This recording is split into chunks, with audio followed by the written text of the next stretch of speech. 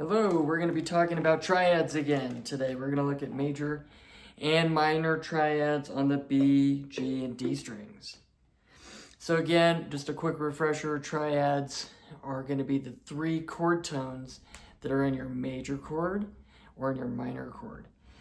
So we're looking at, from an interval perspective, the root note, the 1, the 3rd, and the 5th. Now the minor, we just need to flatten that third to a minor third. So like all our triads across the neck, we're going to have 3 shapes. With this set of strings, the shapes are going to be a little bit different than when we looked at the shapes from our D, B, and G strings. This makes a ton of sense. So we're going to start out by looking at one set of shapes from, we'll just pick something like the A chord, and we're going to look at the 3 different shapes as we move along the neck, the fretboard. And again, we're going to be looking at the D string, the G string, and the B string. So the first thing we have is our root position. So for our root position, we're going to go ahead on the D string, we're going to find the A note, which is going to be the 7th fret down, or the 3rd dot. So that's your A, or your 1, and then our 3rd is going to be right there. So on the D string, on the G string, it's going to be the 6th fret, and then our 5th note is going to be right there on the B string, 5th fret. So it sounds like this if I pluck them individually, and if I strum the whole chord. So that's our root triad for A major. And so now we're going to find our first inversion, which is going to put the 3rd of the chord in the bass. So we're just going to walk down to the 3rd interval. There's 1, 2, and 3. So now this is our first inversion A chord. So it's the 5, the 3, and the 1. And this shape, you can relate this to a couple different things. One thing you can relate it to is the D chord shape. But we're just not going to hit that E. But the fretting of the B and the G strings are the same, but we just need to switch our finger assignments so we can use our ring finger to grab that 3rd, which is sitting on the D string. Okay? So 3rd, 5th, root. It's our first inversion triad. So now to get to our second inversion triad, which has the 5th in the bass, we're going to walk from the 3 to the 4 to the 5. Right? So we're going to walk from the 3rd to the 4th to the 5th. And that shape is a bar shape. And this is derived straight from our bar chord, or A bar chord shape. And that's 5, 1, 3.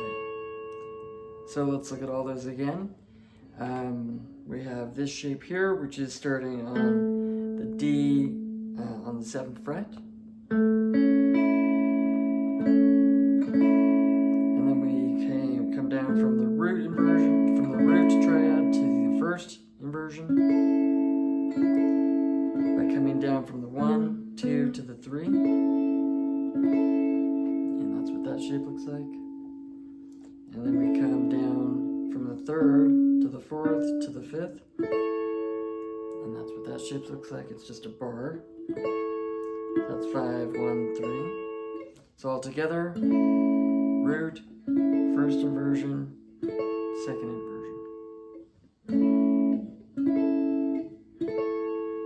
So let's try that with making all of those major chords minor. So remember, in the root position, we had 1, 3, 5. So that means we need to take this 3rd and flatten it 1 fret or 1/2 step. So the shape for that is to bar that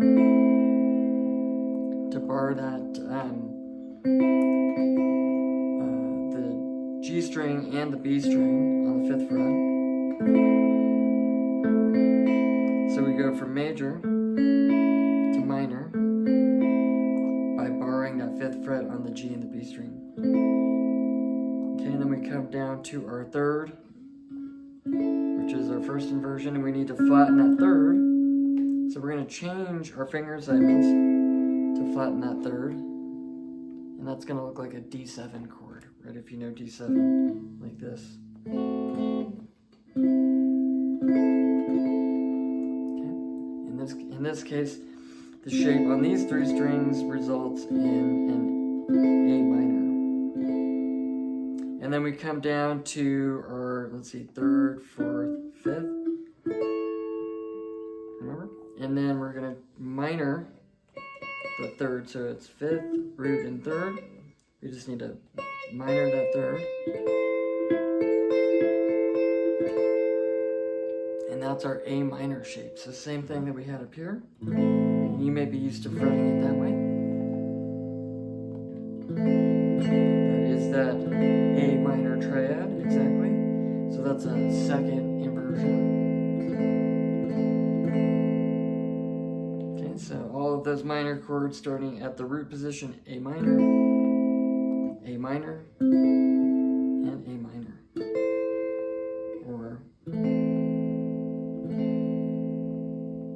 Okay, so that is the three different positions, the root, the first inversion, second inversion, both major and minor.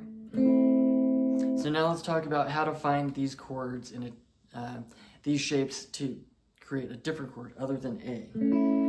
So if we wanted to play, let's say for example, the G chord, we just come back from A to G sharp to G, and there's our G. That's the root position G. And then we're going to walk up to the third to find our first inversion. So there's 1, 2, 3. And we get into that shape, which is the second half of it is the D shape, right? You could also think about this as the C shape.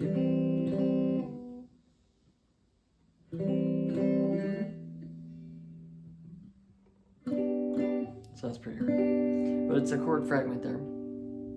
And now we're going to go to the second inversion, so we're going to walk from the third up to the fifth. 3, 4, 5. And so we bar this shape. And this comes again out of our A bar chord shape.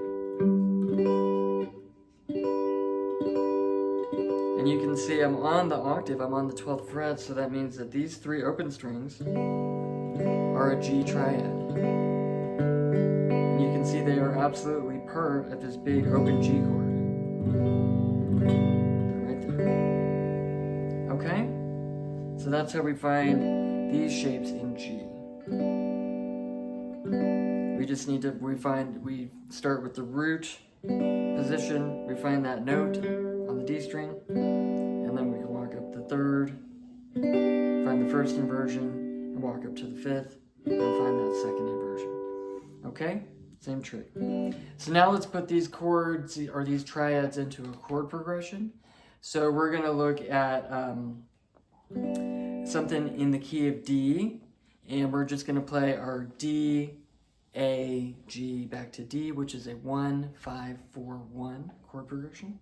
Alright, so we're going to play this in a couple different ways, but essentially we're going to try and choose chord inversions that keep us relatively either in a very close position in the fretboard, or give us the voicing of a nice kind of descending or ascending progression, which will sound nice. So we'll start with this second inversion D right here. So we'll just say, and then we'll go to the A, we'll use this root inversion, because it's just right there. And then for our G, we can come down 2 frets and use the same shape. And then to go back to the D, we can use this first inversion D. Right there. And then it would start all over. So we go.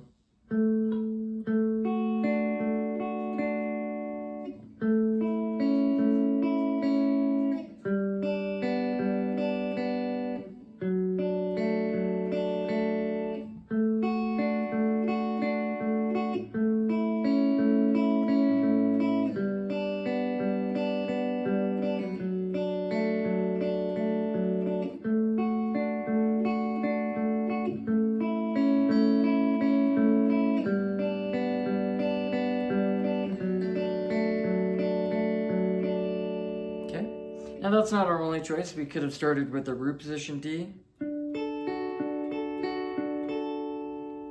and then gone to our first inversion A, and then gone to our second inversion G, and back to our root D. So that would sound like this.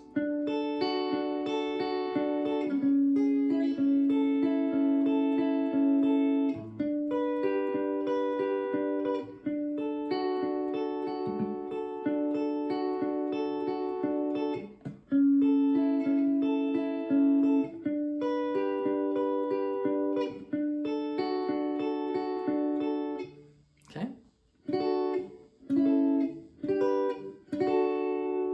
So it really depends on what sound we want. If we're playing with another guitar that's playing, you know, big strumming notes down here.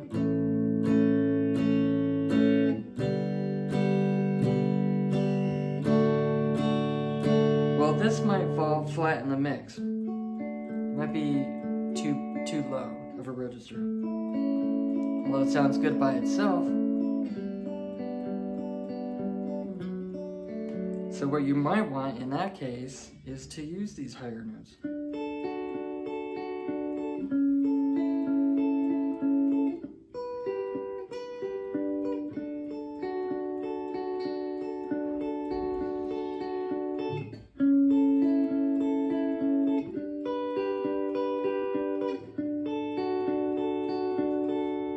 that's how you do that. Okay, so I hope you enjoyed this lesson. Watch it again if you get stuck.